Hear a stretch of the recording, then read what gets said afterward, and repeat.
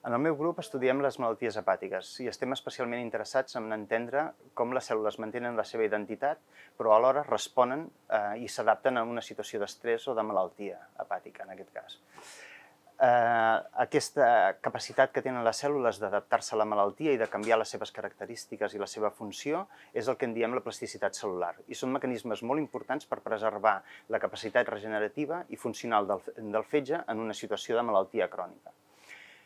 En situacions, per exemple, de malaltia crònica, aquests mecanismes que controlen la plasticitat cel·lular es veuen desregulats i això pot comportar la pèrdua d'identitat de les cèl·lules, la pèrdua de la seva funcionalitat i també el desenvolupament de càncer. És per això que pensem que entendre aquests mecanismes és clau per tal de desenvolupar noves estratègies terapèutiques per a les malalties hepàtiques cròniques.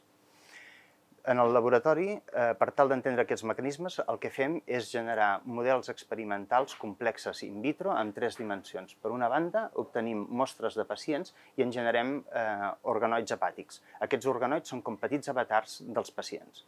Per altra banda, utilitzem cèl·lules mare pluripotents i en diferenciem cèl·lules hepàtiques i les fem servir per modelar la malaltia in vitro, el que ens permet estudiar els seus mecanismes i alhora provar nous fàrmacs o veure com les cèl·lules responen a una determinada teràpia.